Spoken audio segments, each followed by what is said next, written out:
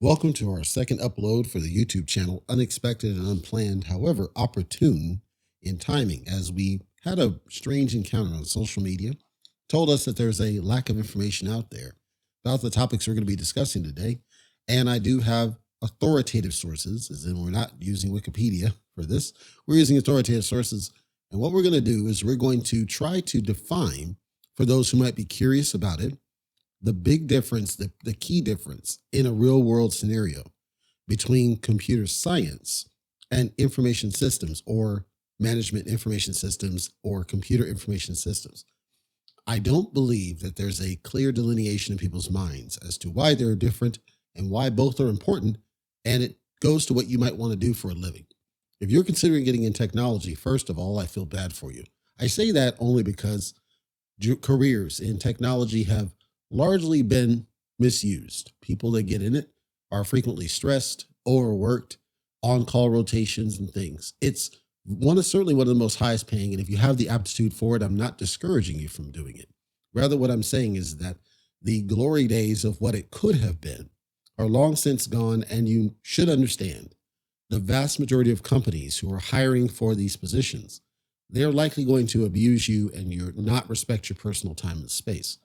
As a result, it's important for you, if you're going to make that choice, if you're, let's say, going into college in one of these programs, or you're about to wrap up, or you're fresh from high school about to go into one of these programs, or you've just been considering it, maybe you're going back to college, whatever your situation, and you do not, and I encourage you not to, you do not need to take my word for it. I do encourage you to do various searches, ask people, and they'll tell you that yes, technology-based work is financially rewarding to a degree, but you are expected to sacrifice quite a bit of yourself. If you are a woman in this case, let's say that you have a child that you must take care of, whether you're a single parent or not, you will have a hard time being able to take care of the child plus yourself, plus perhaps you have elderly people you take care of. If you're a male, you'll find that you're not able to spend the time that you'd like to spend with your family, with your personal side, IT in general, information systems in general, and careers that leverage computer science as an education, by and large, will not respect your personal space or time. Once again, I encourage you to do more research and talk to people about that, and they'll gladly tell you, I'm sure, about how dastardly this is. With that said, let's just talk about definitions, because that may help you if you're still considering it. It may help you at a high level, and then I'll talk about the engagement differences of the two. First, let's talk about computer science. Computer science is what you're likely going to hear from people is the degree to go to if you want to work in an IT information technology department. However, computer science may not necessarily be what you need or should do, depending on what it is you specifically want to do, because IT involves a lot of different things. It involves network engineering, right? It involves database. It involves server.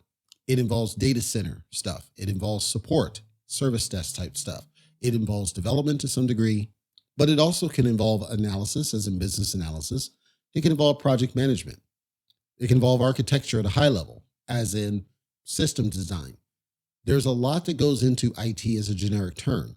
So just saying you want to work in IT because of the dollar sign, I strongly recommend you get a core understanding of what it is that you want to do within IT. Anybody that harkens back, and at least it may have changed now, but at least back when I was going to high school, you were required to take certain classes. In junior high, you were required to take certain classes. Junior high primarily focused on things that were trades, right? Like auto shop, wood shop, metal shop. And they focused on these very heavily, but you also had labs for computers where you might learn on your own time. And you might have other ones where you are doing some educational things with the computer, like writing a simple first Hello World program. But there, at least back when I was going, there was never a heavy focus on computer careers. I believe this has changed since. And so, first, it's, are you comfortable touching a computer? Hopefully you are, but I know many of the younger folks are more comfortable on their phones or tablets. A computer experience is dramatically different than your phone or your tablet on purpose, because the computer has more power, computer has more flexibility. Computer doesn't have to be a desktop, it could be a laptop, so it can still be mobile, but it's certainly not going to be the same experience as your phone or your tablet. In exchange for this power, you get access to the ability to write code. You get access to the ability to manage servers most effectively. And most importantly, you get access to the ability to write documents. You might be wondering, what does writing documents have to do with IT? Trust me, writing documents is one of the most critical skills you will ever learn when you're working IT, irrespective of whether you're just writing code or not.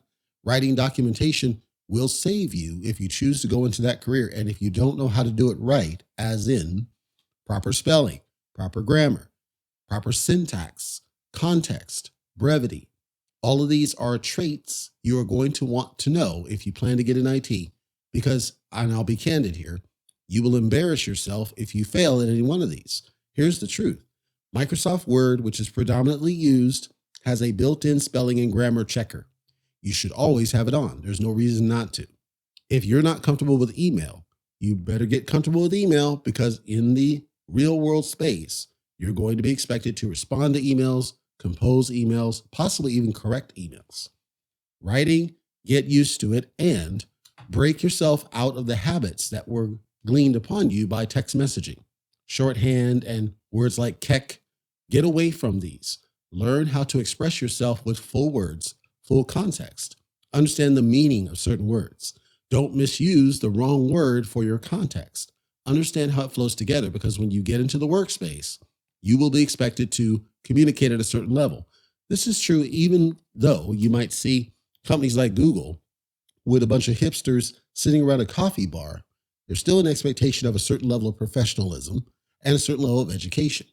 So when you go to college, whether you're in it now or you're about to, you will be expected to refine your writing skills and be tested on them. But it doesn't mean that you drop them once you graduate. You should continue that pattern of good quality writing and good quality speaking. And I say the word speaking because you should be prepared to actually explain what it is that you're doing. As in, you may need to present something. You may need to run a meeting. You may need to demonstrate something. Or you may be a contributor to an existing meeting, but you are a key contributor, as in, you should master the art of communicating, get over any fear you may have of speaking in front of a group of people, because these skills are more important than the actual groundwork of doing code. You may have heard about Elon Musk doing a bunch of layoffs of many of the developers. Part of that is because if they were dead weight, quote unquote, and they weren't really contributing to the master plan of Twitter, there was no value in keeping them. They were just draining the company. As I said, IT people make a lot of money. What does this have to do with computer science?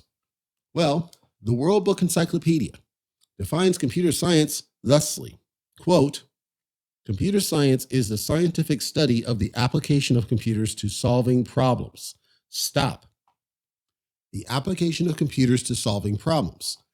At a high level, if you choose to go to college for computer science, there are two main things that you are going to focus on during that curriculum. One is mathematics. Two is, languages, code.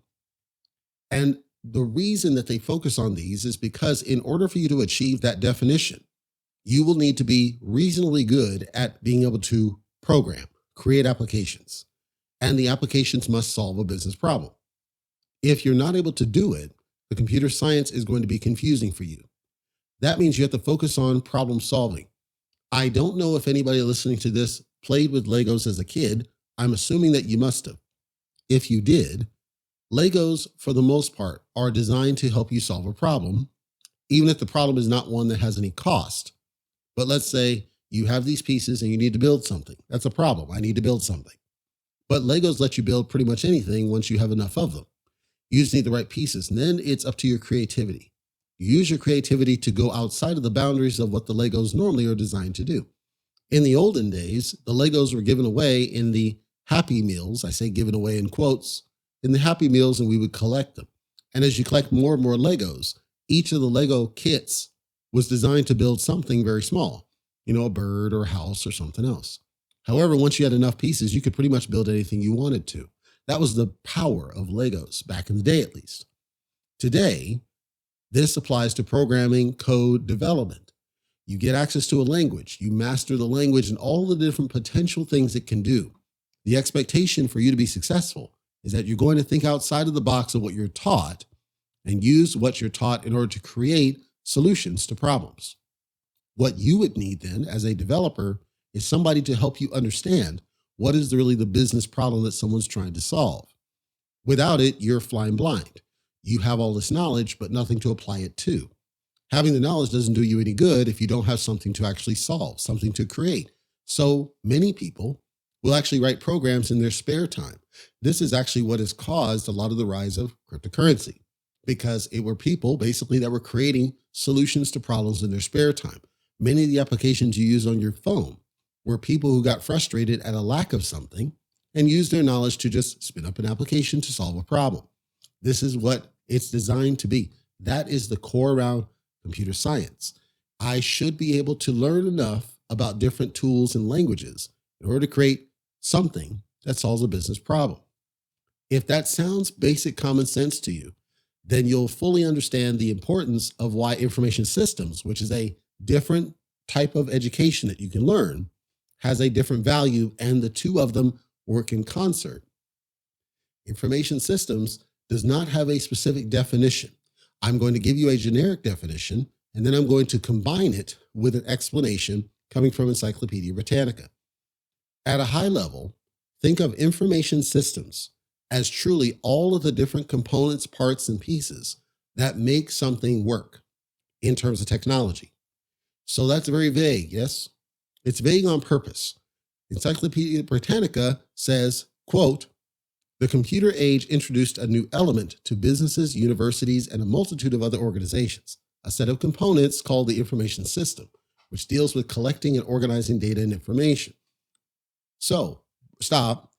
If we accept that information systems there's a multiple set of different things that comprise information systems.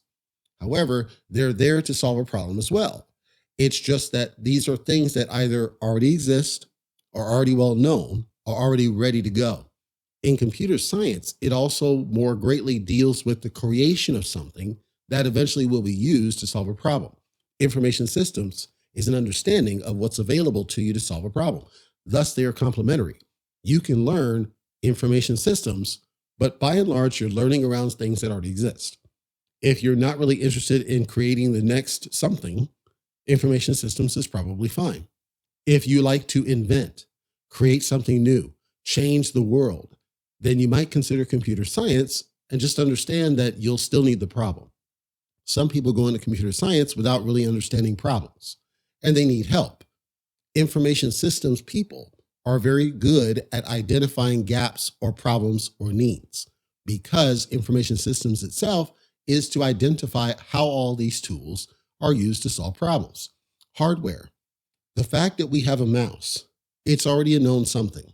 There was a time when the mouse would have a roller ball inside of it. Well, what was the problem with the roller ball? Problem with the roller ball is it would get a lot of crud and dirt inside of it, making the mouse less effective. Thus, we moved to laser mice. At one point, all mice were wired. What was the issue there? Lack of mobility, possibly ergonomic concerns, all sorts of others. Then we moved to wireless mice. Wireless mice was fine other than interference potentially. Then we moved to Bluetooth mice. We still have wireless mice. We still have wired mice. We don't really see the ball mice anymore because the other ones still had their place. But the other ones now, you have choice. You have choice of what technology you want to use for the mouse. You have choice for the shape of the mouse. Same with keyboards. It had a very similar evolution from the large clickety-clack type keyboards to the very slim ones and the quiet ones that we have today. From the buttons that you have that help you in terms of media control on the keyboard that weren't there before. All of these are evolutions of hardware. However, the base of the hardware is still there. So, in the mind of somebody that's working in computer science, they might want to invent a better way for your keyboard to be able to predict typing. If you've used a mobile keyboard, you understand how this works. The earliest versions of mobile phones never had any sort of predictive typing other than the old style keys where it tried to predict some, but it wasn't true prediction in the term. It was simply going off a basic dictionary. Going off a dictionary is not prediction. Prediction is context. If I know that my sentence eventually is going to say, "The quick brown fox jumps over," if I know that is a known sentence, that means if I start typing the quick, I should predict that they might want to say brown fox. That's true prediction. In a dictionary, I'm simply looking at the spelling of QUI and I assume it must be quick, but it might not be. That's how you can think around computer science, and the application to a hardware world is perhaps that the hardware can be enhanced to create predictive technologies to support the user. Perhaps the keyword can be enhanced to support the lighting to make it more adjustable based on ambient. These are ways that computer science can improve what's already there. Information systems then has to think, who is the target audience for these types of inventions that we're coming up with? Well, if I'm somebody who has a hard time typing on a keyboard, perhaps the predictive typing is really going to help them. Information systems people are the ones, when presented with that problem, know to position to a computer science person, is this something that we can do? Is this something that we can enhance because we came across this problem? Computer software, everybody knows. Computer software, you're using software right now to listen to this. YouTube is a software, it simply isn't on your computer. However, your computer is playing somewhat of a part because of the browser. The browser is another piece of software. Over top of that, you have the operating system. It's another piece of software. There's also codecs and other things. These are all software applications. In the olden days, we might look at something like a QuickTime file, and the QuickTime file is literally just downloaded. It's not really stream friendly. It's just downloaded to your file, and then you run it. That requires a video program on your computer. It may or may not be able to play it, which requires a specific player, in this case, Apple QuickTime. Or if it's a central player, it might require codecs, which are different than the codecs we use over the web. There's all sorts of software around you, all sorts. If you have any sort of Amazon device, you've touched software on multiple occasions. Just listening to your on the way to work is probably software driven, because anything in your radio, anything in your phone, anything in your tablet, they're all running software of some kind. At some point, someone who likely went to computer science programmed the actual software that makes the thing work. Hardware, most hardware that is, quote, smart, is using software under the hood. Now, this is different than if you have some sort of a timer that's a hardware timer, like the old days where it just simply knows at noon every day, click and turn the light off. There's a little bit of software underneath it simply for the purposes of executing the command, but it's nowhere near as complex as if it's a smart device that you program on your phone. There's software on your phone, there's software in the device. There's software everywhere. Software is the predominant area where you see computer science play a part, but it's not the only. Telecommunications. Sounds like a big word, yes, but telecommunications, you know what it is. You've used it all the time. Whether it's regular telephony, as in a telephone, whether it's Ethernet, where you plug a cable in for internet access, whether it's Wi-Fi, wireless, where you have wireless signal, and chances are you have at least one device that's going over wireless. You might have fiber in your home. When you go to work, there's network connectivity, both wired and wireless. Telecommunications is all around us. Here's where computer science helps play a part. We have moved in terms of technology up. At one point, we were working with dial-up modems that had to use a copper phone line. Copper phone lines were discontinued. They are no longer even available. And now even DSL has to depend to some degree over legacy technology. If you use DSL, cable uses coax. It's a different type of technology. All of these are different forms of telecommunications, but the speeds get faster. The types of technology gets different. Even if you look at something like wireless itself, wireless started dumb slow, let's be honest, and then sped up over time. It took computer science people to figure out a way to make all these technologies more efficient, more effective to serve the modern market. All of these came from problems. With a wiring situation, do you run wires all over your home just to be able to watch TV or do something on your computer, versus having a wireless technology where your device does not have to be tethered to a network connection in order to make it work? Databases and data warehousing. Databases, everybody knows what a database is. A database is simply a place where information is collected and where something can be retrieved from said store of information. Everybody knows how databases generally work, but you may or may not have touched one directly. However, every computer science person has touched at least one in order to create it. A database doesn't necessarily have to be like Microsoft Access or even SQL or Oracle or any of these others. A database can be nothing than a flat file. A database could be an Excel spreadsheet. A database can be a text file. A database is simply a place where information is collected and where you can retrieve it somehow with a search, a query. That's really what a database is.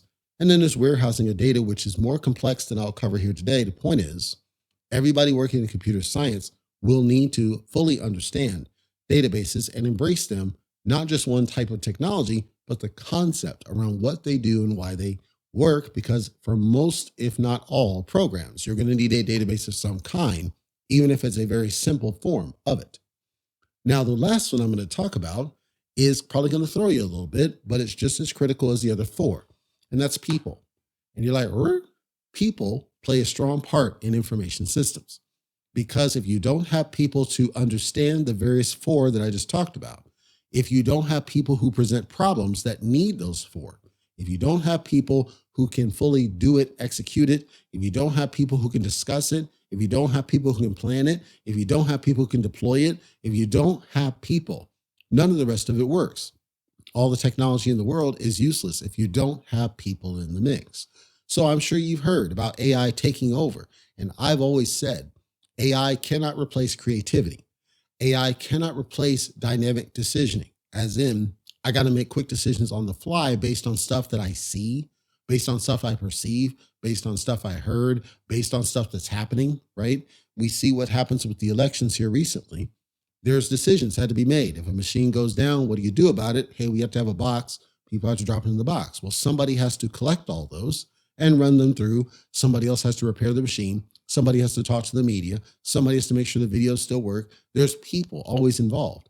Regardless of what you might hear on the media, and this is important, people, humans are always necessary to round out what is information systems. If you don't have them, you don't truly have information systems working like they are supposed to. So in summary, as I wrap up here, the primary difference between computer science and information systems when you consider it in an educational context. Computer science is designed to help you understand everything it takes to create things that solve problems. The keyword there is create. You primarily are there to create things. You're there to make things. You're there to design things. You're there to program things. And these things should solve some problem somewhere. Information systems, by and large, focuses on the use of things that were created, but also the identification of a need for other things that have not yet been created. Information systems people largely work with computer sciences people to solve business problems. Each one has a value. Now, if you're considering this path and you're considering going into technology and you're not really sure what's the right path for you, all I can tell you is that if you like to create, as in you get a problem and you want to learn all the different tools to be able to build, you like to solve problems, you don't want to worry about the minutia of it, you just want to focus on the creation and ideally make some really cool stuff. Computer science is going to be a much more appealing class for you. The give and take there is you really need to understand and like math because they're going to force you to do a lot of it. You're going to learn a lot of languages. You're going to need to understand concepts. You can't think too hard about the concepts. You simply need to absorb them as tools. The tools then turn themselves into solutions, and you have to have that creativity on your own. The class is not going to help you with all that. It'll tell you how to create sample programs, but you got to think outside of it. What other types of problems could I solve with these programs? The program they give you might not make any sense to you. Why somebody would ever want this? It's not about the program. It's about the opportunity to do something outside of the program using that language. If you are a builder, if you're a creator, computer science is likely going to be more appealing to you. If you're the kind of person, and I'll argue that I'm one of this, if you're the kind of person who would rather use existing technologies to help solve business problems, but you also have an eye to identify where there's gaps in certain technologies, and you want to identify these gaps to somebody who you know can help build something to fill that, and you know that you can be right there in the front. You love to talk about the problems. You love to explain why there's these gaps. You love to explain what we need. You love to work with people. You love to work with existing technologies that are already built to do something, and you know how to connect the pieces. Consider a puzzle. That's a great analogy. You know how to put the puzzle together. You're not the person who's going to machine it and manufacture the puzzle. You're the person who wants to put it together. Information systems is likely going to be more appealing to you. Information systems will still introduce you to things like code, things like databases, and all the other concepts we talked about at a high enough level to where you can understand what they involve so that you know how something came to be. Understanding how technology is used starts with understanding what it is and how it works but it's a very streamlined set of classes. It's not the deep dive that computer science, not even close, goes through. So hopefully that's helped people in trying to make a decision as to which two. Nobody can really tell you which ones you're going to prefer, frankly. Nobody can.